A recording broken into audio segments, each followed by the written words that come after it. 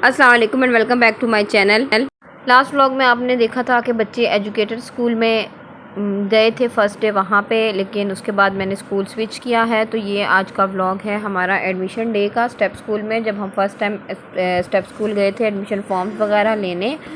और इसके बाद नेक्स्ट मैंने जो स्कूल का डिटेल टूर किया था वो इससे प्रीवियस व्लॉग में था, जिसका लिंक मैं डिस्क्रिप्शन में शेयर करूँगी, जिसमें मैंने स्कूल की total activity rooms, class rooms, उनका ऑडिटोरियम, हर चीज़ का वीडियो जो है मैंने शेयर किया हुआ है। तो वो आप लोग वीडियो देख सकते हैं। ये हम लोग एडमिशन फॉर्म लेने गए थे, बच्चों के यूनिफॉर्म और बुक वगैरह परचेज़ करने गए थे।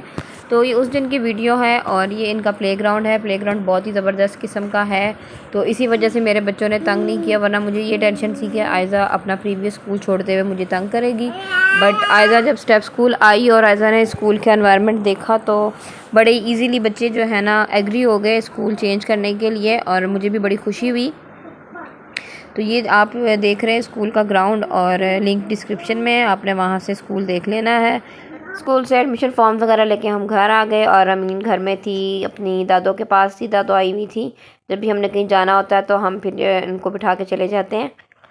तो फिर अब कब से ना खाला कह रही थी कि ब्रेड क्रम्स चाहिए, तो हमारे जो बच्चे हैं ना ये ब्रेड्स की साइड्स नहीं खाते और लास्ट वाले पीस भी नहीं खाते। तो ये सारे ना मैं फ्रीज़र में जमा करती रहती हूँ और उसके बाद इनको फिर निकाल के ड्राई कर लेती हूँ। तो आज मैंने खाला से कहा कि आप आई हुई हैं तो मैं फिर आपको ना ये बना देती हूँ। अज़हर बाप को हम स्कूल छोड़ आए थे, जुनेद को ले आए थे। तो अभी स्टार्ट हुआ है स्कूल, तो यूनिफॉर्म वगैरह तो नहीं लिया, लेकिन बाकी जो है वो बुक्स वगैरह परचेज़ भी करनी है। बट फर्स्ट डे था। तो यहाँ पर मैं और खाला जो है ब्रेड क्रम्स बनाने लगे हैं। ये मेरा नेशनल का चॉपर है। इसमें मैं जब ज़्यादा ब्रेड होती है ना तो मैं इसी में डाल के कर लेती हूँ। वैसे मेरे पास छोटा चॉपर जो है, ग्राइंडर जो है एनक्स का, उसमें नॉर्मल हो तो मैं उसमें बनाती हूँ। तो यहाँ पे मैंने फिर ये देखें आप कितनी सारी मैंने ब्रेड लेके तो इसमें डाल दी है। ये जो होते हैं ना चॉपर्स और ग्राइंडर्स वगैरह, ये कभी भी ख़राब नहीं होते। जब आप इसको बंद करें ना तो इसका लॉक पूरी तरह बंद अगर करके स्टार्ट करेंगे तो ये कभी भी ख़राब नहीं होगा। जब तक आपको ठक करके आवाज़ ना आए। जहाँ से हम इनको परचेज़ करते हैं ना वो भाई इस तरह बताता कि बाजी जब तक ठक की आवाज़ ना आए आपने चलाना नहीं है। तो जब तक आपको ठक की आवाज़ ना आए आपने इसको चलाना नहीं है, उसके बाद आपने इसको चलाना है। और ये देखें माशाल्लाह फटाफट से मेरा चॉपर ढेरों ढेर ब्रेड के ना क्रम्स बना देता है। तो ये रमज़ान की भी तैयारी है मेरी। तो इसमें से आधे मैंने खाला को दे देने, आधे मैंने खुद रख लेने। ये फिर नगेट्स वगैरह बच्चों के लिए बनाती हूँ ना, लंच के लिए रुबाब खाती है नगेट्स, तो उस पर भी यूज़ हो जाते हैं। कटलेट्स और उसके अलावा आलू की टिक्कियाँ वगैरह, इन सब चीज़ों पे काम आ जाते हैं। तो ब्रेड को वेस्ट करने के बजाय आसान तरीका है, क्योंकि ज़ाहिर है बच्चों के साथ कौन रोज़ रोज़ निकाल के रखेगा ब्रेड को। तो मैं ब्रेड के जो पैकेट्स होते हैं ना, वो जो लास्ट पीसेस बचते हैं वो ऐसे ही फ्रीज़र में भरती जाती हूँ। तो फिर जब देखती हूँ कि बहुत ज़्यादा हो गए तो फिर उनको निकाल के और ड्राई करके इस तरह ब्रेड क्रम्स बना लेती हूँ। तो मैं तो इसी तरह लगा लेती हूँ, लेकिन खाला को तसल्ली नहीं हो रही थी। खाला जो है वो कहती जी और बारीक होने चाहिए थे। तो कह रही मैं घर जाके ना अपने ब्लेंडर में इनको ब्लेंड करूँगी। मैं कहा आपने दोबारा दोबारा से क्या सर खपाई करनी है। तो फिर मैंने अपना छोटा ग्राइंडर निकाला, एनक्स की जो है ना जूसर, जूसर नहीं है, ब्लेंडर है और ग्राइंडर है। तो ये देखें, ये मैंने फिर उनको इसमें ग्राइंड करके दिया। जुनेद भाई बैठ के बाहर अपना देख रहे हैं टीवी। और ये देखें माशाल्लाह से अब कितना फ़ाइन पाउडर बना है। इनका एनक्स का जो है ब्लेंडर भी बहुत अच्छा है, इसका ग्राइंडर भी बहुत अच्छा है। ये देखिए अब मैं आपको इसको दिखाती हूँ। ये भी इसी तरह लॉक हो जाता है। इसमें बाकायदा इन्होंने रबर की दी हुई है ग्रिप। इवन कि मैं इसमें रामीन के लिए जब मैंने कोई भी प्योरी बनानी होती है ना तो मैं बजाय ब्लेंडर के इसी को यूज़ कर लेती हूँ। तो इसको भी आपने इसी तरह लगाना है।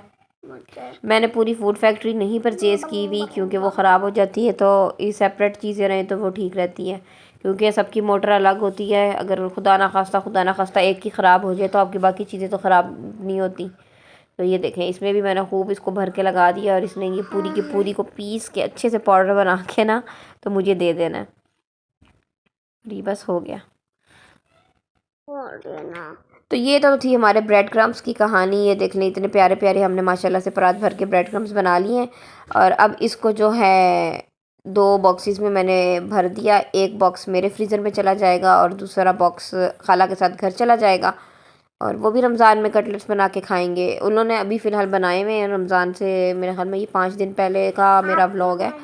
इस पर मैंने रमज़ान की बाकायदा ग्रॉसरी भी नहीं की, कोई चीज़ नहीं बनाई, क्योंकि घर की शिफ्टिंग का इरादा है, तो शिफ्टिंग की वजह से जो है ना मेरे सारे काम रुके हुए हैं।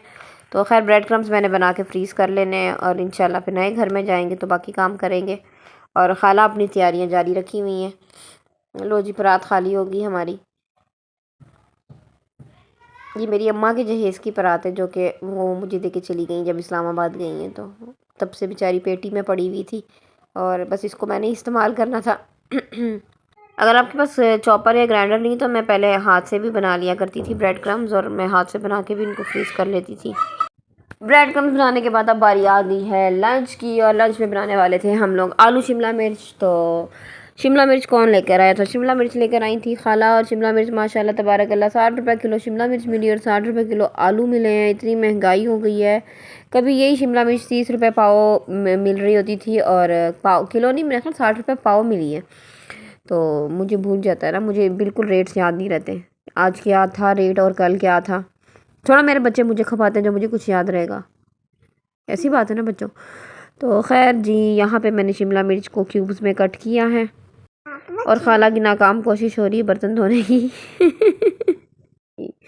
नाकाम इसलिए क्योंकि बर्तन पूरे धुले नहीं थे, पता नहीं बीच में क्या काम आ गया था, तो इसलिए मैंने कहा कि नाकाम कोशिश है।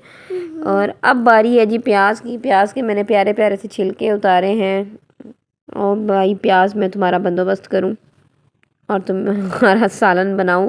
तुम लोग भी कुछ एक्स्ट्रा ही महंगे चल रहे हो आजकल, 120, 180, 120, यानी कि 100 से कम तो इन्होंने भी आना नहीं है। जब मैं आलू शिमला मिर्च पकाती हूँ तो मैं सब कुछ क्यूब्स में काटती हूँ, क्योंकि मुझे क्यूब्स में अच्छा लगता है। मैं मिक्स वेजिटेबल्स भी बनाऊँ तो उसमें भी मैं आलू, गाजर, प्याज, हर चीज़ क्यूब्स में कट करके डालती हूँ। तो ये मैं बड़ी मेहनत से और बड़ी मोहब्बत से इनके ना छोटी छोटी छोटी छोटी छोटी छोटी क्यूब्स बना रही हूँ। और इतनी तसल्ली से आज मैं इसलिए बना रही हूँ क्योंकि आयज़ा और बाप स्कूल गई हुई हैं, और ख़ाला मुझे लग रहा है कि जरामीन और जुनैद के पास जाके बैठ गई हैं, इसलिए मुझे कोई तंग करने वाला नहीं। सबसे ज़्यादा मुझे जुनैद तंग करता है, मामा ये हो गया, मामा वो हो गया, बस हर वक्त रोता रहता है। और ये क्या हुआ, यहाँ पे कटलेट्स कहाँ से आ गए? ये इस तरह हुआ कि इरम जो है उसका इरादा बन गया इधर आने का। जब बच्चे स्कूल से आए तो वो भी उनके साथ आ गई, और वो घर से अपना कटलेट्स का मसाला साथ लेकर आई है। तो अब उसने कहा कि जी पहले हम दोपहर के खाने में कटलेट्स खा लेते हैं। तो मेरे आलू शिमला मिर्च बेचारे वहीं के वहीं धरे के धरे रह गए, और यहाँ पे इरम जो है अपने चैनल के लिए, अपने व्लॉग्स के लिए साथ साथ अपना शूट भी कर रही है, तो इसलिए मैंने कहा मैं भी आपको दिखा दूं कि वो क्या कर रही है। खैर मैंने प्याज तो कटिंग कंप्लीट कर ली है, लेकिन अब पकाऊंगी मैं इसको बाद में, क्योंकि चाय बनानी है साथ, और हम लोगों ने बनाने हैं सैंडविचेस बनाने हैं। खाने की ऑलमोस्ट तैयारी तो हो चुकी थी, सब्ज़ी वगैरह मैंने काट के रखी थी, तो फिर मैंने कहा फिर लोग लंच कर लें, सैंडविचेस और चाय वगैरह बन जाए, उसके बाद फिर बाकी प्रोसेस करेंगे। तो जब तक मैंने फिर बर्तन धोने वाले पड़े थे वो सारे धोए, समेटे, किचन को समेटा।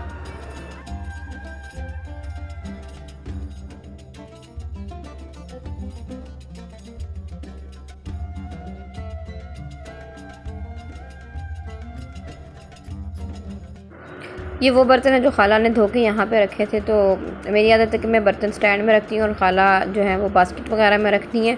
तो मैंने बास्केट रखी नहीं हुई, तो वो फिर ऐसे ही स्लैब में रख देती हैं, तो उनको मैं सेट कर रही हूँ। मैं अक्सर खाला से कहा करती हूँ कि आप लोगों के जो बर्तन धोने ना वो मुझे महंगे पड़ जाते हैं, कि बाद में मुझे उसको सेट करने में उतना ही टाइम लग जाता है। तो खैर ये बर्तन शर्तन मैं फिर जगह पर सारे लगा रही थी, जो यहाँ वहाँ इधर उधर पड़े हुए थे, इन सारों को ऑर्गेनाइज़ किया मैंने। और इरम जो मेरी नंद है वो यहाँ पे जो है कटलेट्स फ्राई कर रही है। वैसे तो अब आप सब फेमिलियर हो गए होंगे, जो मेरे पुराने सब्सक्राइबर्स हैं वो अच्छा खासा हमारे फैमिली मेम्बर्स को जान चुके हैं और हमारी फैमिली का हिस्सा बन चुके हैं। और जो न्यू सब्सक्राइबर्स हैं उनके लिए मैं फिर बता दिया करती हूँ। अभी जब मैं अपने पुराने व्लॉग्स पे वॉइस ओवर कर रही होती हूँ ना, तो मुझे बड़ी शिद्दत से एहसास हो रहा है कि कितने अच्छे घर में मैं रह रही थी और मैं कैसे घर में आ गई हूँ। तो मुझसे अक्सर सब्सक्राइबर्स भी पूछते हैं और मेरे जानने वाले भी पूछते हैं कि मैंने वो घर क्यों छोड़ा। तो वो घर छोड़ने का रीज़न ये था कि उस घर में ना प्राइवेसी नहीं थी, सेपरेशन नहीं थी, प्रॉपर गैरेज एक ही यूज़ होता था। तो हम लोग उससे बहुत परेशान और तंग हो रहे थे। तो इस वजह से मजबूरन हम इस एरिया में आए, और इस एरिया में उस वक्त कोई घर खाली नहीं था। तो फिर मजबूरी में मैंने ये घर ले लिया। इंशाल्लाह किसी अच्छे घर की तलाश में है, जैसे कोई अच्छा परफेक्ट घर हमारे हिसाब से मिलेगा तो हम फिर घर शिफ्ट कर लेंगे। तो इसलिए ये जो मेरे बीच में कुछ प्रीवियस घर के व्लॉग्स आ रहे हैं तो सब्सक्राइबर्स देख के परेशान ना हो जाएं कि ये क्या स्टोरी चल रही है। और ये व्लॉग्स मैं शेयर इसलिए कर रही हूँ कि मैं अपनी मेमोरीज़ वेस्ट नहीं करना चाहती, अपने बच्चों की छोटी छोटी यादें मैं हमेशा सेव करके रखती हूँ। तो यहाँ हम नंद भाभी ने बड़े प्यार और इत्तेफाक से जो है कटलेट्स फ्राई किए हैं। और ये जो ब्रेड क्रम्स अभी मैंने बनाए थे आपके सामने, वही वाले ब्रेड क्रम्स हमने यूज़ किए। देखें, इस तरह आलू की टिक्कियाँ वगैरह भी जो होती है ना, उन पे भी ये क्रम्स लगा दें तो बड़ी क्रिस्पी हो जाती हैं।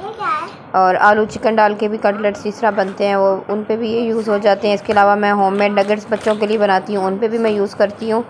और ये फिर आपको बहुत अफोर्डेबल और कन्वीनियंट होते हैं, मार्केट नहीं जाना पड़ता लेने के लिए, हम घर में बैठ के इनको तैयार कर लेते हैं, इस्तेमाल कर लेते हैं।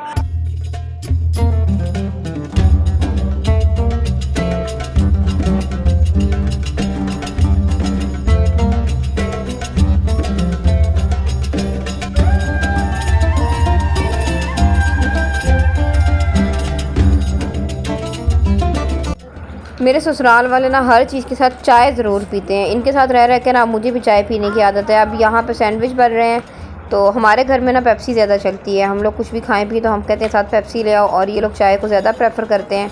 बट अब ये हुआ है कि मैंने इनको कुछ हद तक पेप्सी पे लगा दिया। इतने टेस्टी कटलेट्स देख के आपके मुँह में पानी आ रहा होगा, तो मैं इसकी क्विक सी रेसिपी आपको बता देती हूँ। ये बना के अगर हम फ्रीज़ कर लें तो जो है ना इजी रहता है, फिर जब भी आप चाहें सैंडविचेस बना लें या वैसे खा लें, राइस बने हो तो उनके साथ भी खा लें, गेस्ट आ जाएं तो उनके आगे भी रख सकते हैं। तो इसमें सिंपल जो इंग्रेडिएंट्स होते हैं वो होता है आलू और हरा धनिया। मैं प्याज भी डालती हूँ, कुछ लोग प्याज नहीं डालते। इसके बाद साबुत ज़ीरा और सूखा धनिया, वो भी यानी कि पीसना नहीं है, जिस तरह कहते हैं ना धरधरा सा जिसको कहा जाता है, यानी कि मोटा मोटा सा जो होता है, तो वो हाथों से मसल लें या उसको डंडे से कूट लें या जो भी कर लें आप। अगर फ्रीज़ करने हो तो फिर मैं चिकन प्रेफर करती हूँ, चिकन को बॉयल करके वो भी हम इसमें शामिल कर लेते हैं, उसके पीसीस करके। तो उसके बाद ये होता है कि जब वो फ्रीज़ करते हैं ना तो आलू में पानी पानी नहीं होता। अक्सर लोग कंप्लेन करते हैं कि हम लोग आलू की टिक्कियाँ फ्रीज़ करते हैं तो उनमें पानी पानी हो जाता है जब फ्रीज़र से निकालते हैं। तो मेरा तो ये तरीका होता है कि मैं पहले एग की कोटिंग करती हूँ, उसके बाद ब्रेड क्रम्स लगा के तो फिर उसको मैं फ्रीज़ कर देती हूँ। उससे ये होता है कि ब्रेड से ना जो भी एक्सेसिव पानी होता है वो सारा वो एब्ज़ॉर्ब कर लेता है और उससे फिर वो आपके कटलेट्स ड्राई रहते हैं। हम लोगों ने सैंडविच बनाने थे तो उसके लिए सैंडविच मेकर खोला, और मेरे सैंडविच मेकर में ना 3 स्टाइल की ट्रेज़ होती हैं। एक तो ये लाइंस वाली ग्रिल स्टाइल है, और दूसरी ये ट्रायंगल सैंडविचेस वाली जो कि बच्चों के पसंद है, और तीसरे वॉफल्स मेकर भी है इसमें, उसकी भी ट्रे है, वो मैंने फ़िलहाल अंदर रखी हुई क्योंकि हमारे घर वॉफल्स कोई नहीं खाता। तो हम दोनों ये वाले यूज़ करते हैं, लेकिन आज हम लोग चाह रहे थे कि ट्रायंगुलर शेप में सैंडविच हो, तो फिर मैं इनको शिफ्ट कर रही हूँ। इसका बटन लगा हुआ है, उसको प्रेस करें तो ट्रे बाहर आ जाती है, और जब लगानी हो तो भी ऐसे ही होता है कि इसका बटन प्रेस करते हैं और ट्रे लग जाती है। और ये मेरा नेशनल का सैंडविच मेकर है। वैसे तो ये बहुत अच्छा है, प्राइस भी इसकी नॉर्मल रेंज की है, अराउंड 5000।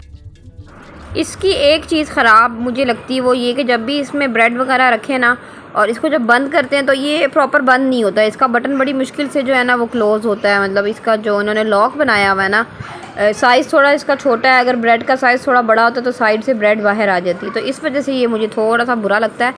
इसकी इस बुराई का अंदाज़ा आपको अभी हो जाएगा जब मैं ये सैंडविच अंदर रखूँगी ना, तो फिर आप देखिएगा कि ये क्या करता है। वैसे तो मेरे पास जो चॉपर है वो भी नेशनल का है और वो भी काफ़ी अच्छा है। वो तो इतना ज़बरदस्त चॉपर है ना कि जो भी कोई मेरा वीडियो देखता है, जब मैं उसमें चीज़ें वगैरह डालती हूँ तो वो पूछने पे मजबूर हो जाता है कि ये किस कंपनी का चॉपर है जो इतना कुछ बर्दाश्त कर जाता है।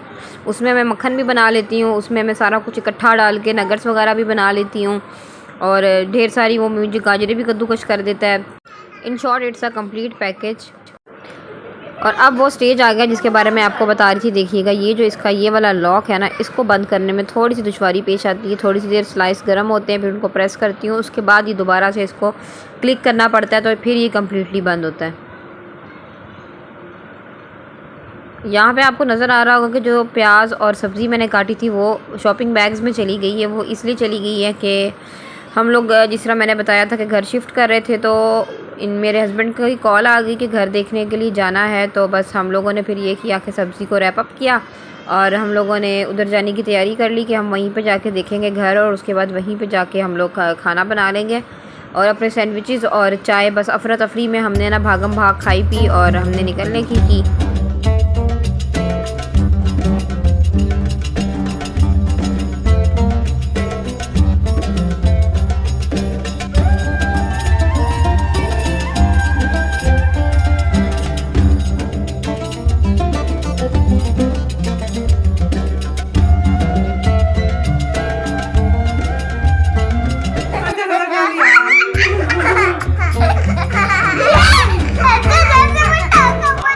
सेकंड नेगेटिव थिंग इस सैंडविच मेकर की ये है कि ये जो स्लाइस को कट करना चाहिए ना, ये वो नहीं करता।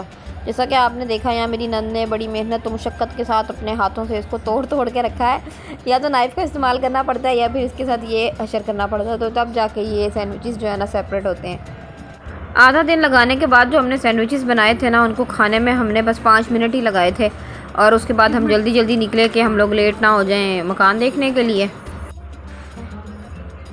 इतनी मेहनत करके हम लोग घर से भी निकले कि घर देखने जा रहे हैं, और घर भी बिल्कुल अच्छा नहीं था, हमें पसंद भी नहीं आया, खाली हमारा टाइम ही ज़ाया हुआ। पर ये है कि चलो हमारी एक राइड हो गई, हम लोग बाहर निकल आए, घर से आउटिंग होगी, वरना हमने तो घर से निकलना नहीं था। तो घूमते घुमाते जब हम लोग घर देख के फिर खाला की तरफ पहुँच गए और बच्चों की ईद हो जाती है, फिर फूफो के बेड पे जाकर ये लोग जो उधम मचाते हैं ना, बच्चों का भी फ़ायदा हो गया और साथ साथ मेरा भी फ़ायदा हो गया। मेरा फ़ायदा यूँ हुआ कि मुझे ना खाना नहीं बनाना पड़ा, और इनकी फूफो ने इन लोगों को फ़्राइज़ वगैरह भी बना दिए, क्योंकि आयज़ा ने कुछ खाया नहीं था, तो फिर आयज़ा के लिए फ़्राइज़ बने, तो बाकी सब बच्चों ने भी साथ मिलके फ़्राइज़ खाए। और इनकी फूफो की आदत है कि हर 2 घंटे बाद ना बच्चों को पूछती रहेगी कुछ खाना है, क्या खाना है, मतलब उनका काम है कि खिलाते रहना बैठ के। तो मैं उसको अक्सर कहा करती हूँ कि तुम जो है ना बच्चों के साथ साथ हमें भी मोटा कर देती हो। बच्चों का स्नैक टाइम चल रहा था, इनकी फूफो ने इनको ट्राईपॉड पे जो है स्पाइडरमैन लगा दिए, तभी जुनैद काफ़ी इंटरेस्ट से बैठ के स्पाइडरमैन देख रहा है। और खाला जो है वो खाना बनाना स्टार्ट किया उन्होंने। तो जब उन्होंने प्याज वगैरह देखे तो वो कहते ये क्या किया, इतने मोटे मोटे प्याज वो अपने स्टाइल से बना रही थी, क्योंकि मैं बनाती हूँ फ्राई करके चाइनीज़ स्टाइल में, ये आलू शिमला मिर्च वगैरह, और खाला ने जो है वो मसाला भून के सब कुछ एक साथ डाल के पकाया था। तो उनकी क्विक रेसिपी थी और मेरी ज़रा लंबी वाली रेसिपी होती है, तो हर किसी की अपनी अपनी रेसिपी होती है। साथ इरम ने कटलेट फ्राई कर लिए और रायता वगैरह बना लिया।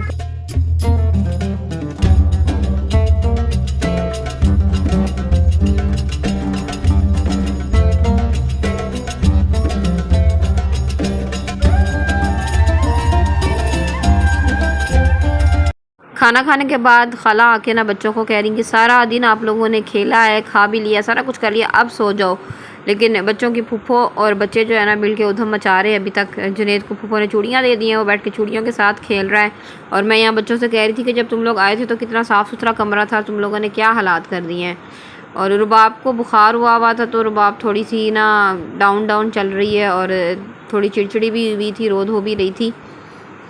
तो इसके बाद फिर काफ़ी जतन करने के बाद हम लोगों ने बच्चों को आखिरकार अपने अपने बेड पे पहुंचा दिया है। जुनैद आपको जहाँ भी सोता हुआ नज़र आता है उसके नीचे ये शीट होती है, ये इसकी शीट है जो मैं ना हमेशा साथ रखती हूँ कि किसी के घर भी अगर सोना हो तो खुदा ना खास्ता बच्चे का डायपर लीक हो जाता है, जिस तरह बच्चा फीडर पी रहा है, दूध गिर जाएगा तो किसी का मैट्रेस ख़राब करके तो उससे गालियाँ सुनने से बेहतर है कि अपनी जो है ना प्रोटेक्टर साथ लेके चलें। बच्चों को सुलाने के बाद हम लोगों ने चाय मंगवाई। जैसा कि आपको पता है कि गैस का इशू रहता है, तो यहाँ पे हम लोग जो है हमेशा चाय बाहर से मंगवा लिया करते हैं। तो चाय मंगवा के हम लोगों ने चाय एंजॉय की और सारे बच्चे सो गए थे, लेकिन रामीन का अभी खेलने का टाइम था, रामीन को नींद नहीं आ रही थी।